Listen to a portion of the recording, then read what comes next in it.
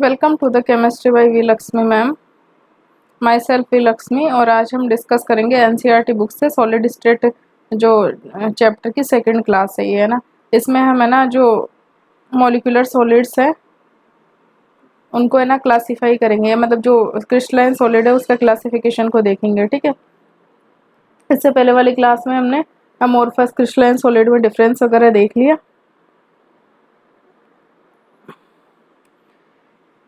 Solid state के और जो डिटेल्ड लेक्चर है ना, जैसे कि आईआईटी जेम लेवल के हो गए या फिर नेट लेवल के हो गए, वो up to date chemistry classes जो चैनल है उस पे है। और ये है ना बेसिक सा है कि जो एनसीईआरटी में क्या क्या इन्फॉर्मेशन सॉलिड स्टेट के बारे में दी गई है, तो इसके लिए ये लेक्चर है। ठीक है, सो इस इससे पहले हमने क्या पढ़ा, अमोर्फस सबस्टांस के बारे में पढ़ा जिनमें क्या होते हैं, शॉर्ट रेंज ऑर्डर्स होते हैं। ठीक है, हाउएवर मोस्ट ऑफ द जो सॉलिड सबस्टांस कैसे होते हैं, क्रिस्टलाइन होते हैं नेचर में। ठीक है, जैसे कि ऑल मेटेलिक एलिमेंट्स, मेटेलिक जो भी मेटेलिक होते हैं ना, मेटेलिक एलिमेंट सब कैसे होते हैं, क्रिस्टलाइन होते हैं। जैसे कि आयरन, कॉपर, सिल्वर, ये सब कैसे होते हैं, क्रिस्टलाइन होते हैं।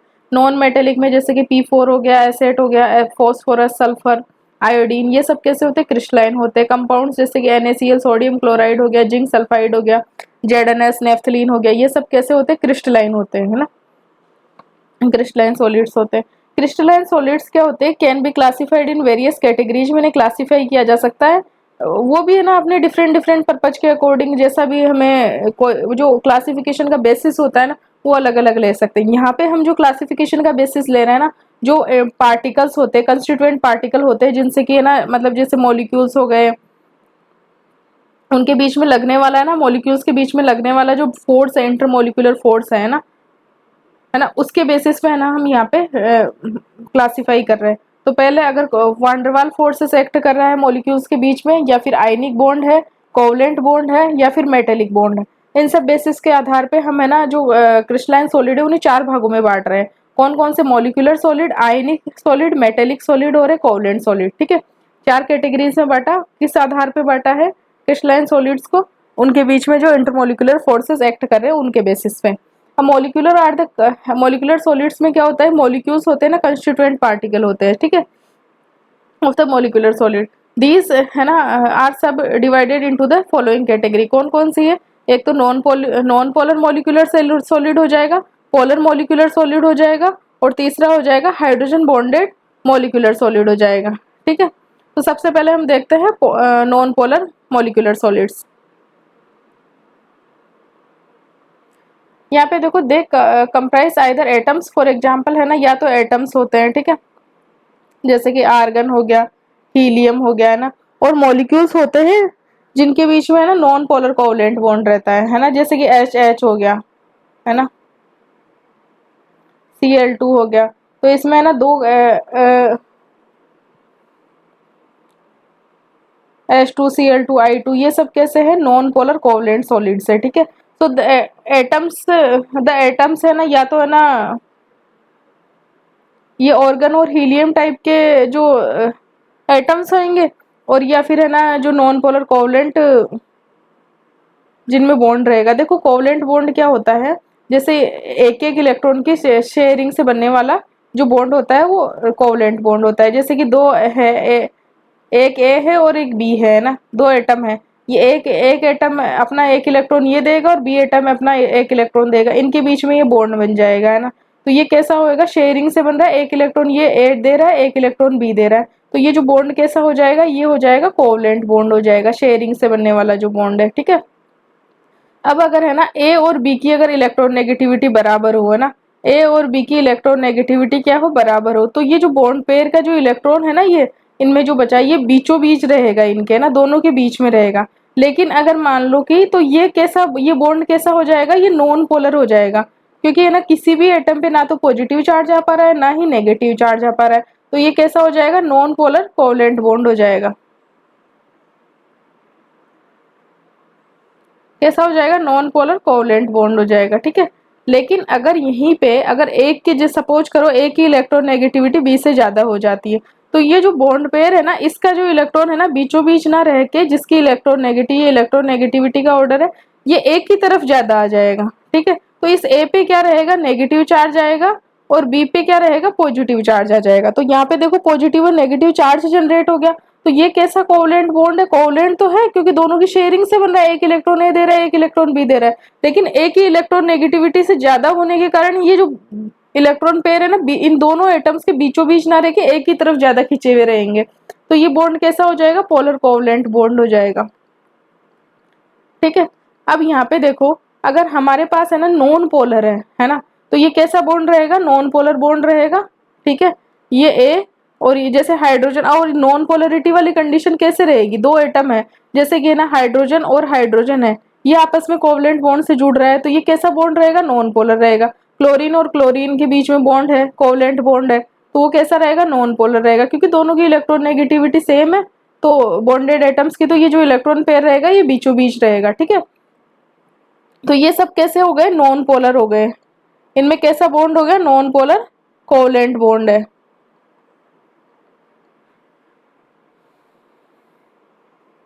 अब ये वाले अगर ये नॉन पोलर है तो इनके बीच में जैसे कि हाइड्रोजन और H2 और दो H2, एक H2 मॉलिक्यूल ये है और एक H2 मॉलिक्यूल ये है, तो इनके बीच में अट्रैक्शन कैसा रहेगा, चार्ज वाला तो अट्रैक्शन काम ही नहीं करेगा क्योंकि यहाँ पे चार्ज तो ज्यादा क्रिएट हुआ ही नहीं है। तो यहाँ पे जो इनके बीच में जो अट्रैक्टिव फोर्सेस रहेंगे वो कैसे रहेंगे, वीक डिस्पर्सन फोर्सेस या लंडन फोर्सेस रहेंगे। कैसे रहेंगे, वीक डिस्पर्सन फोर्सेस या लंडन फोर्सेस रहेंगे, जिसके बारे में इन्होंने बता रखा है क्लास 11th में और अच्छे से बता दिया। मतलब वीक फोर्सेस रहेंगे ना दोनों के बीच में, तो इस टाइप के जो सॉलिड्स रहेंगे वो कैसे रहेंगे, सॉफ्ट रहेंगे, है ना।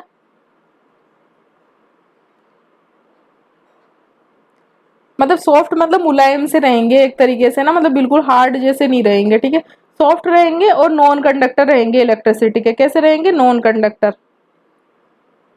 है ना, इलेक्ट्रिसिटी के। ठीक है, they have low melting point. अब इनके बीच में, जिनके बीच में मेल्टिंग पॉइंट क्या होता है, वह टेम्परेचर जिसपे है ना एक एटमॉस्फेयर टेम्परेचर पे जिसमें ना सॉलिड फेज से लिक्विड फेज में बदल जाता है, उसे ही तो है ना एक एटमॉस्फेरिक जो प्रेशर तो क्या होता है हमारा कांस्टेंट है एटमॉस्फेरिक प्रेशर। तो उस एक एटमॉस्फेरिक जो फिक्स्ड जो कांस्टेंट प्रेशर पे वह टेम्परेचर जिसमें क्या होता है कि सॉलिड स्टेट से लिक्विड स्टेट में कोई कंपाउंड मेल्ट होकर बदल जाता है, वो मेल्टिंग पॉइंट है। अब जितने ज्यादा किसी में भी जो अगर स्ट्रॉन्ग अगर फोर्सेस रहेंगे मॉलिक्यूल्स के बीच में, तब तो उसका मेल्टिंग पॉइंट ज्यादा होगा। अब यहाँ पे पहले ही इनके बीच में है ना मॉलिक्यूलर फोर्सेस ही स्ट्रॉन्ग नहीं है, तो इनका मेल्टिंग पॉइंट तो ऑब्वियसली है कि कम ही होगा भाई। अगर स्ट्रॉन्ग अगर अट्रैक्टिव फोर्सेस अगर किसी के बीच में रहेंगे तो उस फोर्स को, उस बॉन्ड को, अट्रैक्शन को तोड़ने के लिए हमें टेम्परेचर देना पड़ेगा, लेकिन यहाँ तो अट्रैक्शन पहले से ही कम है तो तोड़ने के लिए ज्यादा टेम्परेचर देने की जरूरत ही नहीं पड़ेगी। तो मेल्टिंग पॉइंट कैसा होएगा, लो होएगा। और यूजुअली कैसे होते हैं, जनरली अगर देखा जाता है ना तो रूम टेम्परेचर पे है ना, रूम टेम्परेचर और जो नॉर्मल एक एटमॉस्फेयर की जो हमारी कंडीशन होती है ना, तो उसमें जो नॉन पोलर मॉलिक्यूलर सॉलिड्स कैसे होते हैं, लिक्विड या गैस होते हैं। ठीक है, मतलब ये रूम टेम्परेचर पे तो सॉलिड भी नहीं रहते, ये कैसे रहते हैं, लिक्विड या गैस ही रहते हैं रूम टेम्परेचर पे। ठीक है, तो ये था नॉन पोलर मॉलिक्यूलर सॉलिड। अब दूसरा ये देखो पोलर मॉलिक्यूलर सॉलिड्स है। तो पोलर मॉलिक्यूलर सॉलिड्स में क्या है कि the molecules of a substance like HCl, SO2, ETC are formed by the polar covalent bond.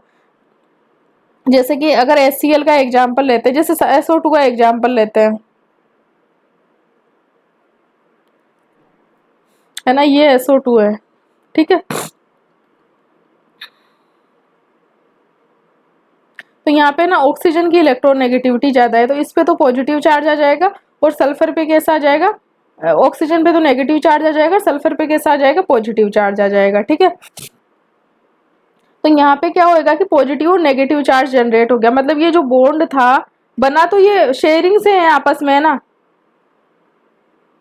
Sigma bond तो है ना आपस में शेयरिंग से बना है। लेकिन यहाँ पे क्या हो गया कि यहाँ पे ना इसमें ना पॉजिटिव और नेगेटिव चार्ज का जनरेशन हो गया, मतलब पोलरिटी आ गई। पोलरिटी क्या होता है, चार्ज का जनरेशन ही है। तो यहाँ पे क्या है कि पोलरिटी आ गई, और पोलरिटी किस कारण से आई है, जो ए और बी जो एटम है जिनके बीच में कोवलेंट बॉन्ड है, इनकी जो इलेक्ट्रॉन नेगेटिविटी है वो दोनों की क्या है, बराबर नहीं है। ठीक है, इस कारण क्या होगा कि जैसे इलेक्ट्रॉन पेयर जैसे HCl है तो HCl में क्लोरीन की इलेक्ट्रॉन नेगेटिविटी ज्यादा है, तो इसका जो इस कोवलेंट बॉन्ड का जो बॉन्ड पेयर है क्लोरीन की तरफ ज्यादा रहेगा, तो क्लोरीन पे नेगेटिव चार्ज रहेगा और हाइड्रोजन पे पॉजिटिव चार्ज रहेगा। अब नेगेटिव चार्ज और पॉजिटिव चार्ज 12th वाले बच्चों को थोड़ा सा कंफ्यूजन हो सकता है, तो उसमें यह है कि इलेक्ट्रॉन पे खुद पे कैसा चार्ज है, नेगेटिव चार्ज है। तो इलेक्ट्रॉन जिस साइड जाएगा, जिस एटम की तरफ जाएगा, उसका जो चार्ज है वही तो होगा उस पे। तो कैसा है, नेगेटिव चार्ज है। अब अगर यहाँ पे है ना, जैसे ये पॉजिटिव और नेगेटिव चार्ज जनरेट हो गया, मतलब डाइपोल जनरेट हो गया है ना, तो यहाँ पे जो अट्रैक्टिव फोर्सेस रहते हैं ना, वो रिलेटिवली जो नॉन पोलर वाले रहते हैं ना मॉलिक्यूलर सॉलिड, उनसे तो कुछ ना कुछ ज्यादा होगा, है ना। ठीक है, तो यहाँ पे जो अट्रैक्शन फोर्सेस कौन से रहते हैं, डाइपोल डाइपोल अट्रैक्शंस रहती है ना, डाइपोल डाइपोल इंट्रैक्शंस रहती है। मतलब ये पॉजिटिव चार्ज आ जाएगा, फिर दूसरे मॉलिक्यूल का नेगेटिव रहेगा, है ना, तो इसके बीच में क्या होगा कि पॉजिटिव और नेगेटिव के बीच में डाइपोल जनरेट हो गया, और डाइपोल डाइपोल इंट्रैक्शंस रहती है ना।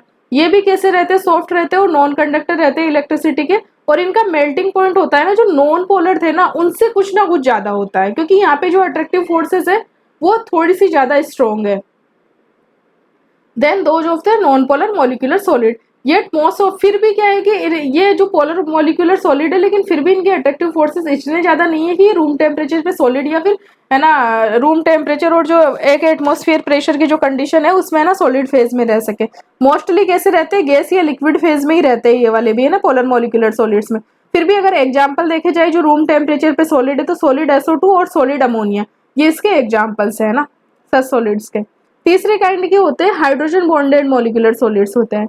तो हाइड्रोजन बॉन्डेड मॉलिक्यूलर सॉलिड्स में क्या होता है कि हाइड्रोजन और दूसरे जो हेटेरो एटम कौन सा रहता है, या तो फ्लोरीन या ऑक्सीजन या नाइट्रोजन रहता है। तो इन या तो H और F के बीच में हाइड्रोजन बॉन्डिंग, H और O के बीच में, और H और N के बीच में, है ना हाइड्रोजन बॉन्डिंग होती है।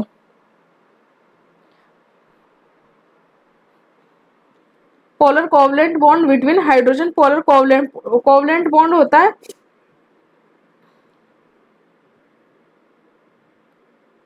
जैसे कि ये है, ये हाइड्रोजन, ये फ्लोरीन है और ये हाइड्रोजन है ना, तो इस पे नेगेटिव चार्ज रहेगा, इस पे पॉजिटिव चार्ज रहेगा।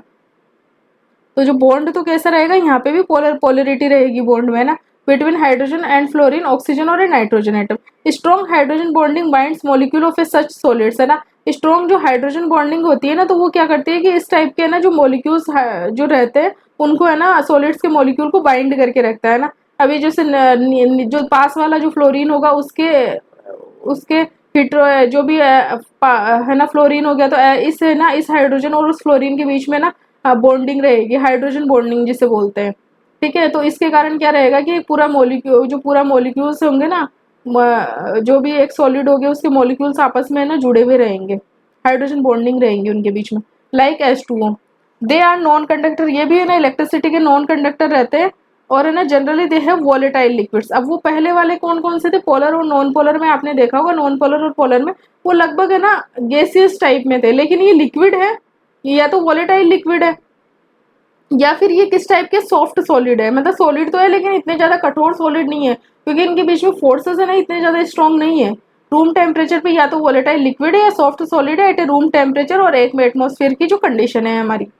ठीक है, तो ये था मॉलिक्यूलर सॉलिड। कितने टाइप के हो गए, इसमें कौन सी इंट्रैक्शन रहेगी, ये वांडरवाल फोर्सेस होते हैं सारे, है ना, weak dispersion forces, dipole dipole interaction और हो गया हाइड्रोजन बॉन्डिंग। ठीक है, अब दूसरे दूसरे टाइप के आयनिक सॉलिड्स, है ना। तो यहाँ पे जो कंस्टिट्यूएंट पार्टिकल क्या होते हैं आयनिक सॉलिड में, आयंस होंगे। ठीक है, such solids are formed by the 3D arrangement of a cation or anion wound by strong coulombic interactions। मतलब क्या रहेंगे कि यहाँ पे ना आयंस रहते हैं ना कंस्टिट्यूएंट पार्टिकल, और आयंस पे कौन सा या तो पॉजिटिव चार्ज रहेगा या नेगेटिव चार्ज रहेगा, और उनका 3D अरेंजमेंट रहेगा, मतलब एक्स वाई और जेड तीनों डायरेक्शन में रहेगा, और उनके बीच में पॉजिटिव और नेगेटिव के बीच में ना कैसी है ना स्ट्रॉन्ग कोलम्बिक इंट्रैक्शंस रहेंगी, कोलम्बिक फोर्सेस, है ना।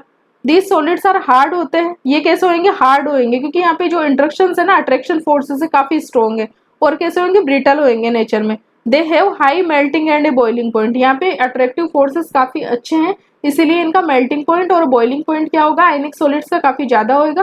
सिंस अब सॉलिड स्टेट में क्या होते हैं कि इनके आयंस है ना फ्री नहीं रहते, है ना, सॉलिड स्टेट में आयंस फ्री नहीं रहते मूव करने के लिए, तो ये इलेक्ट्रिकली क्या होते हैं कि सॉलिड स्टेट में तो इंसुलेटर होते हैं, लेकिन अगर मोल्टन स्टेट का मतलब होता है जैसे गलित अवस्था, नॉट प्योर सॉल्यूशन फेज नहीं, लेकिन थोड़ा ऐसे जैसे गलित सा अवस्था हो गया, लिक्विड टाइप का, है ना, तो उस स्टेट में, या फिर है ना अगर ये पानी में डिजोल्व है उस कंडीशन में क्या होंगे कि जो इनके आयंस होंगे ना ये मूवमेंट करने के लिए फ्री हो जाते हैं, और आयंस के मूव के कारण ही तो क्या होती है भाई, इलेक्ट्रिकली कंडक्टर क्या होता है, या तो इलेक्ट्रॉन के प्रवाह के कारण होता है, या तो मूवमेंट ऑफ इलेक्ट्रॉन के कारण होता है, या आयंस के मूवमेंट के कारण होता है। अब इलेक्ट्रॉन पे नेगेटिव चार्ज है, तो मतलब मेनली जो इलेक्ट्रिसिटी होती है ना वो होती है due to the movement of a charge.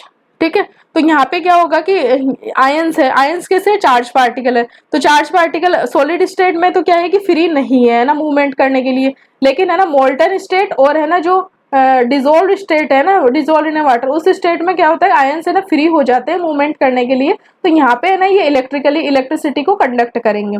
तो ये था all about ionic solids. Ions इसमें कंस्टिट्यूएंट पार्टिकल रहते हैं और उनमें स्ट्रॉन्ग कूलम्बिक इंटरेक्शंस रहते हैं। ठीक है, तीसरे टाइप के मेटेलिक सॉलिड्स।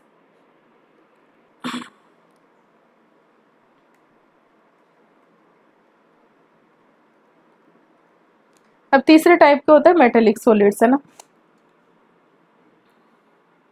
तो मेटल पे कौन सा चार्ज होता है, मेटल्स की क्या होती है इलेक्ट्रॉन देने की टेंडेंसी रहती है, ये सबको पता है ना। और मेटल पे कौन सा चार्ज रहता है, पॉजिटिव चार्ज रहता है, क्योंकि इलेक्ट्रॉन ये रिलीज कर देती है और खुद पे कैसा रहता है, पॉजिटिव चार्ज रहता है। ठीक है, तो फिर मेटल्स क्या होती है, ऑर्डरली कलेक्शन होती है पॉजिटिव आयन सराउंडेड बाई और held together by sea of a electrons, है ना।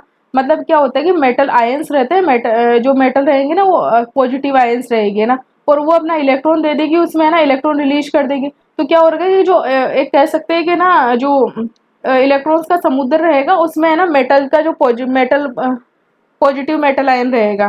ठीक है, और पॉजिटिव और नेगेटिव के बीच में है ना अट्रैक्शंस रहेगी, तो ये इनकी स्टेबिलिटी का रीजन हो गया। द इलेक्ट्रॉन्स कैसे होते हैं, ये जो इलेक्ट्रॉन्स रहते हैं ना फ्री इलेक्ट्रॉन्स रहते हैं मेटल्स में, वो कैसे रहते हैं, मोबाइल रहते हैं, मतलब ये मूवमेंट करते रहते हैं एंड इवनली स्प्रेड होते हैं थ्रू आउट द क्रिस्टल। और जो इनका जो इलेक्ट्रॉन्स का जो स्प्रेड मतलब है ना जो क्रिस्टल होता है ना उसमें इवनली स्प्रेड रहते हैं थ्रू आउट द क्रिस्टल, है ना। ईच मेटल आइटम होता है ना, अब मेटल की तो क्या टेंडेंसी होती है, इलेक्ट्रॉन देने की टेंडेंसी होती है, तो हर मेटल है ना कम से कम एक या ज्यादा इलेक्ट्रॉन, जैसे भी उसकी वैलेंस सेल में इलेक्ट्रॉन रहेंगे उस अकॉर्डिंग अब ना इसे जो इलेक्ट्रॉन्स का सी होगा, है ना, उसमें अपने इलेक्ट्रॉन्स रहेगी जिसकी ये वैलेंस इलेक्ट्रॉन के बेसिस पे, जैसे कि एल्यूमिनियम है ना प्लस 3 इलेक्ट्रॉन दे देगी।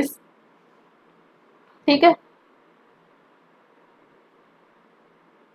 कॉपर है ना 1 इलेक्ट्रॉन दे देगी या 2 इलेक्ट्रॉन दे देगी ऑन द बेसिस ऑफ, है ना, वैलेंस इलेक्ट्रॉन, है ना।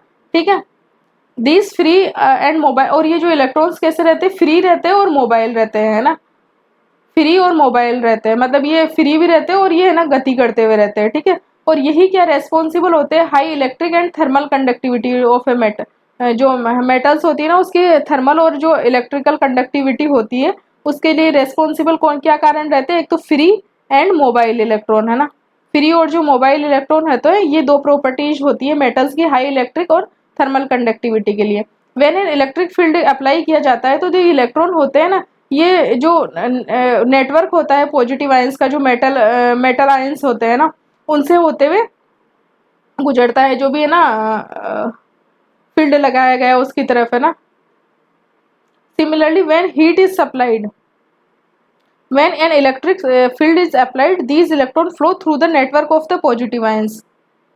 ठीक है, similarly when heat is supplied to one portion, अगर हम है ना जैसे कोई मेटल है उसके एक पोर्शन में अगर हम है ना हीट सप्लाई करते हैं, ठीक है, तो ऐसा नहीं है कि वो मेटल का वो वाला पोर्शन ही है ना भाई गर्म होएगा, पूरी वो जो हीट होएगी ना पूरी मेटल में है ना वो स्प्रेड हो जाती है। तो वो किसके कारण होती है, ये फ्री और मोबाइल इलेक्ट्रॉन, क्योंकि इलेक्ट्रॉन उस एनर्जी को गेन करते हैं और फिर है ना इलेक्ट्रॉन कैसे रहते हैं, मोबाइल रहते हैं, तो एक पोर्शन से दूसरे पोर्शन में भी है ना वो थर्मल एनर्जी है ना स्प्रेड हो जाती है।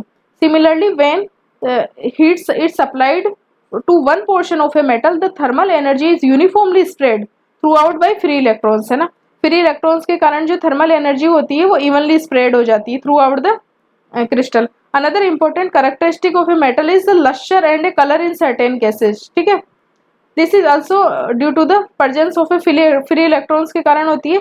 मेटल्स कैसी होती है, हाईली मेलेबल होती है और डक्टाइल होती है। ये मेटल्स की प्रॉपर्टी है आघात वर्धनीय एंड तन्य, इसे हिंदी में बोलते हैं आघात वर्धनीय एंड तन्य, है ना। तो मेटल्स कैसी होती है, हाईली मेलेबल होती है और डक्टाइल होती है। ठीक है, तो ये था मेटेलिक सॉलिड्स। चौथे टाइप के सॉलिड्स होते हैं कोवलेंट, और इनमें अब मेटल्स के बीच में कौन सा बॉन्ड रहेगा, मेटेलिक बॉन्ड रहेगा। अब होते हैं चौथे टाइप के होते हैं कोवलेंट और a network solid. A wide variety of a crystalline solid of a non metals results from the formation of a covalent bond between adjacent atoms throughout the crystal. These are also called giant molecule. Covalent bonds are strong and directional होते हैं, covalent bond strong होते हैं, directional होते हैं nature में, therefore atoms are held very strong at their positions. Such solid are very hard होते हैं और ब्रिटल होते हैं। They have extremely high melting point and even may decompose before melting. मतलब इनका मेल्टिंग पॉइंट इतना हाई होता है कि अगर मेल्टिंग ना होके अगर इनको गर्म करते जाएंगे तो ये डिकम्पोज हो जाएंगे, लेकिन मेल्ट नहीं होंगे। मेल्टिंग पॉइंट के पहले भी है ना डिकम्पोज हो सकते हैं, मतलब इनकी जो प्रॉपर्टीज हो सकती है वो लॉस हो सकती है। ये कैसे रहते हैं, इंसुलेटर रहते हैं, डोंट इलेक्ट्रिसिटी को कंडक्ट नहीं करते हैं। एग्जाम्पल क्या हो गया, डायमंड हो गया, ठीक है। And silicon carbide are typical examples of a silicon carbide, SiC। Silicon carbide क्या हो गया, SiC। आल्सो ग्रेफाइट, ग्रेफाइट तो कंडक्टर होता है। also belongs to this class of a crystal but it is soft and a conductor of a electricity। Graphite क्या होता है, soft होता है, इलेक्ट्रिसिटी का कंडक्टर होता है। Its exceptional property are due to the its typical structure. इसके typical graphite की जो स्ट्रक्चर होती है उसमें एक फ्री इलेक्ट्रॉन रह जाता है, तो इसके कारण कैसा रहता है, ये कंडक्टर रहता है, और बाकी सब कैसे रहते हैं, नॉन कंडक्टर रहते हैं।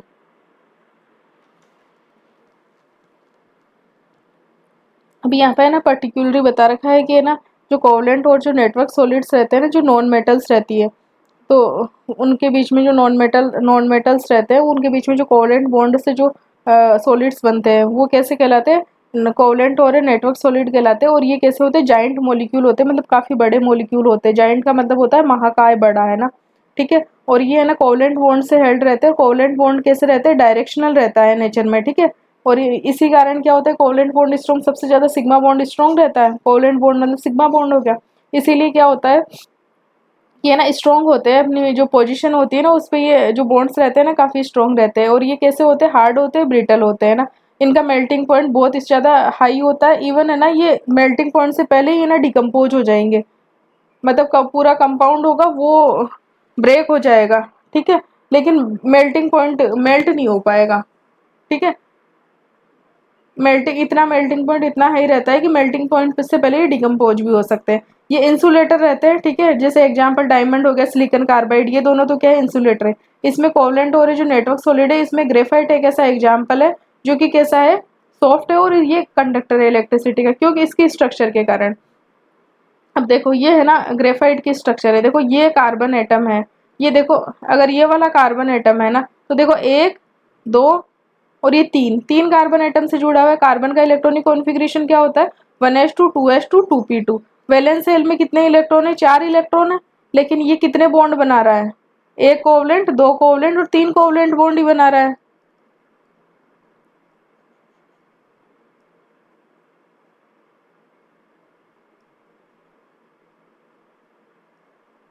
ये देखो ये वाला है, ये एक कोवलेंट, दो कोवलेंट और तीन कोवलेंट बना रहा है। हाइब्रिडाइजेशन कौन सा हो गया, इसका sp2 हो गया, ठीक है। अब यहाँ पे ना एक इलेक्ट्रॉन फ्री है, तो इस एक इलेक्ट्रॉन, ये कैसा है, एक इलेक्ट्रॉन फ्री है ना, तो ये क्या करेगा, मूव करेगा। और जब फ्री इलेक्ट्रॉन मूव और मोबाइल होता है तो क्या होती है, इलेक्ट्रिसिटी फ्लो होनी ही है।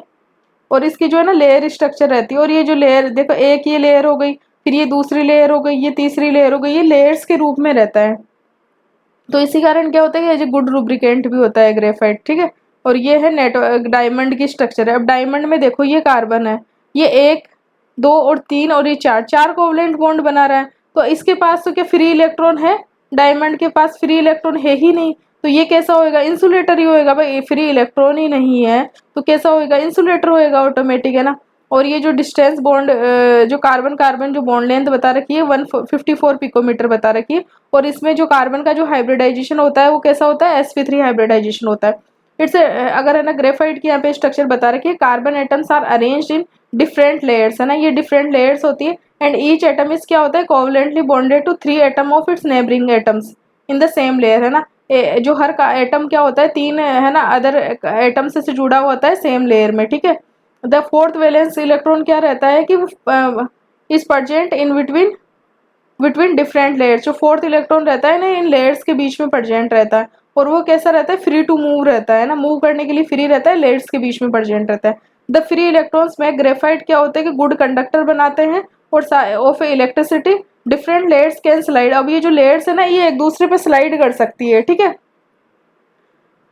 फिसल सकती है एक तरीके से ना। तो यही क्या करता है कि ग्रेफाइट को सॉफ्ट सॉलिड बनाता है और गुड लुब्रिकेंट बनाता है ना। जो लेयर स्ट्रक्चर के कारण क्या होता है, जो ग्रेफाइट है वो कैसा हो जाता है, सॉफ्ट सॉफ्ट सॉलिड हो जाता है और गुड लुब्रिकेंट है ना, स्नेहक के रूप में काम किया जा करता है ग्रेफाइट। ठीक है, द डिफरेंट प्रॉपर्टीज ऑफ ए, अब यहाँ पे ये डायमंड और ग्रेफाइट का बता दिया। अब जो डिफरेंट प्रॉपर्टीज देख लेते हैं ना, चार जो हमने सॉलिड्स देखे।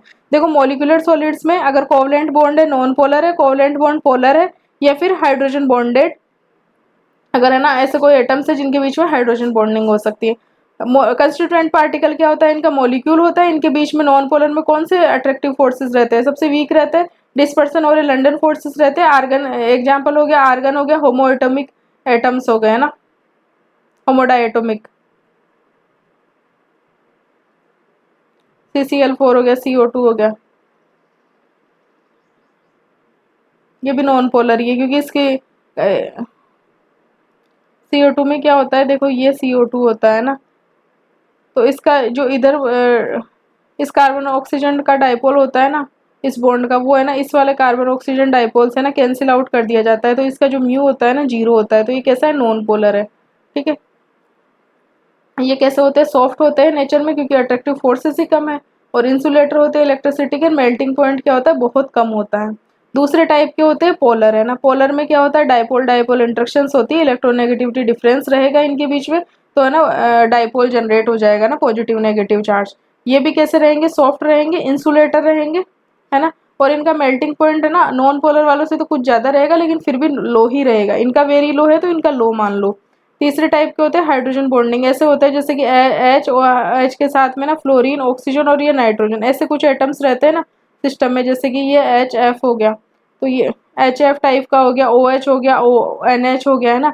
इस टाइप का अगर जो रहता है, अगर फंक्शनल ग्रुप इसमें रहेगा तो हाइड्रोजन बॉन्डिंग होगी और इनका हाइड्रोजन बॉन्डिंग के कारण नेचर इनका हार्ड हो जाएगा। ये भी इंसुलेटर रहेंगे, मेल्टिंग पॉइंट इनका भी कंपेरेटिवली लो ही रहेगा। आयनिक सॉलिड में जो कंस्टिट्यूएंट पार्टिकल होते हैं वो क्या होते हैं, आयंस होते हैं। ठीक है, और आयंस के बीच में कैसा बॉन्ड रहेगा, आयनिक बॉन्ड, कूलम्बिक अट्रैक्शंस रहेगी, इलेक्ट्रोस्टैटिक अट्रैक्शंस काफी स्ट्रॉन्ग रहेगी। और ये कैसे रहेंगे, हार्ड और ब्रिटल, हार्ड बट ब्रिटल रहेंगे है ना, हार्ड रहेंगे पर भंगुर रहेंगे।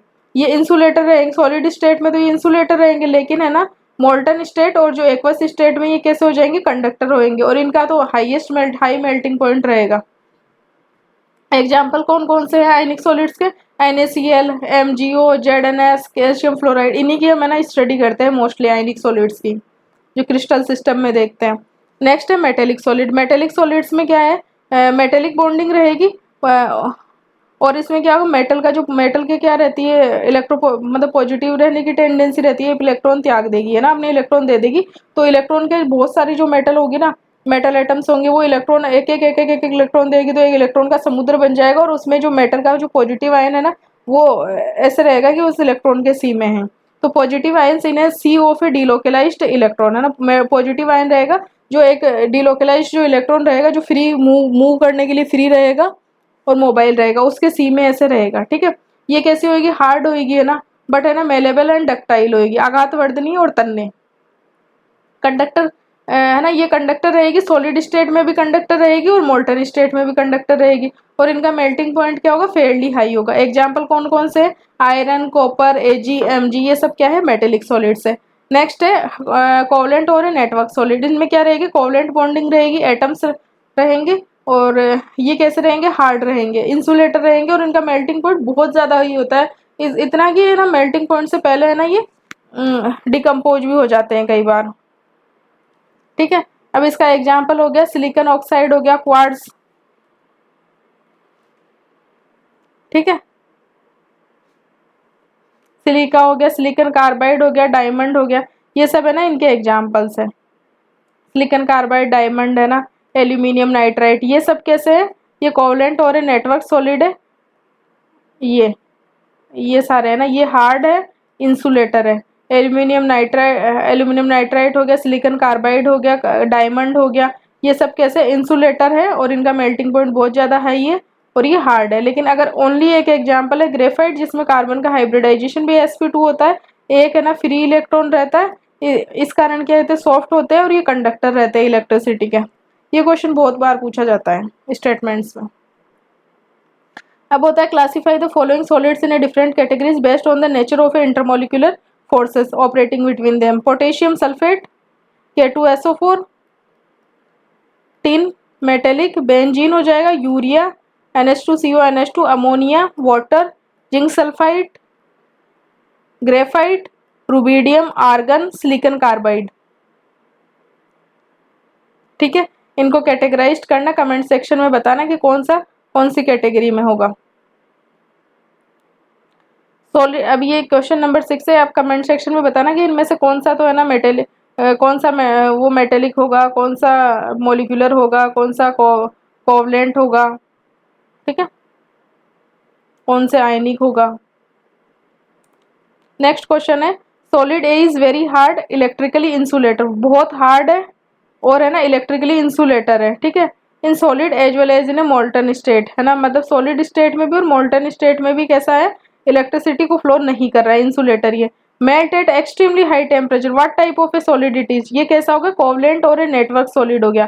क्या क्या प्रॉपर्टीज बताई, बहुत ज्यादा हार्ड है, इलेक्ट्रिसिटी को फ्लो नहीं कर रहा है, चाहे सॉलिड स्टेट लो चाहे मोल्टन स्टेट लो। ठीक है, तो इसका मतलब कैसा हो गया, आयनिक सॉलिड से तो ये आउट हो गया, क्योंकि आयनिक सॉलिड तो क्या होते हैं, मोल्टन स्टेट में इलेक्ट्रिसिटी को फ्लो कर देते हैं। ठीक है, मेल्ट है ना एक्सट्रीमली बहुत ज्यादा हाई टेम्परेचर पे मेल्ट होता है, तो ये किस टाइप का साल्ट होगा, किस टाइप का सॉलिड होगा, ये होगा कोवलेंट और नेटवर्क सॉलिड।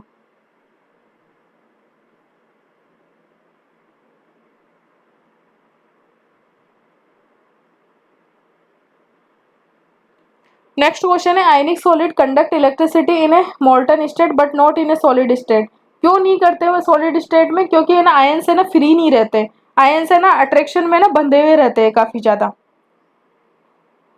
आयनिक बॉन्ड्स काफी ज्यादा स्ट्रॉन्ग रहते हैं, फ्री नहीं रहते आयंस मूव करने के लिए। ठीक है, what type of a solid are electrically conductor होते हैं, मेलेबल होते हैं और डक्टाइल होते हैं। इलेक्ट्रिकली कंडक्टर भी होनी चाहिए, मेलेबल भी होनी चाहिए और डक्टाइल भी होनी चाहिए। जो मेलेबल और जो डक्टाइल है, आघातवर्धनीय तन्य जो प्रॉपर्टीज है ये मेटल्स की होती है, तो ये क्या कौन से इलेक्ट्रिसिटी को फ्लो भी कर रहे हैं, तो ये कैसे सॉलिड हो जाएंगे, ये हो जाएंगे मेटेलिक सॉलिड। अब नेक्स्ट है crystal lattice and unit cells, ये हम नेक्स्ट लेक्चर में देख लेंगे कि क्या क्रिस्टल लैटिस क्या होता है, यूनिट सेल क्या होती है, लैटिस पॉइंट क्या होता है। वैसे इसका lecture up to date chemistry classes जो चैनल है वहाँ पे बहुत अच्छे से एक्सप्लेन किया हुआ है, लेकिन एनसीईआरटी से भी हम कवर करेंगे इसको कि कैसे क्या अरेंजमेंट है, क्या नहीं है, पूरी चीज़ें क्या प्रॉपर्टीज होती है, क्या ब्रेविस लैटिस है 14 टाइप के, number of atom per unit cell कितने होते हैं, ये सब चीज़ें कवर करेंगे। So thank you so much for watching this class and hope so आपको ये लेक्चर समझ में आया होगा। कैसे ये देखो छोटे छोटे एग्जांपल्स होते हैं कि ये जैसे एग्जांपल दे दिया सिलिकॉन कार्बाइड दे दिया, अब ये बताओ कि कौन सा सॉलिड है ये, तो ये कोवलेंट और नेटवर्क सॉलिड है, हमें कैसे पता चलेगा, जब हम इसी के एग्जाम्पल्स देखेंगे, प्रॉपर्टीज देखेंगे, हम एनसीईआरटी से पढ़ेंगे, तभी तो ये चीज़ें हमें क्लियर हो पाएगी।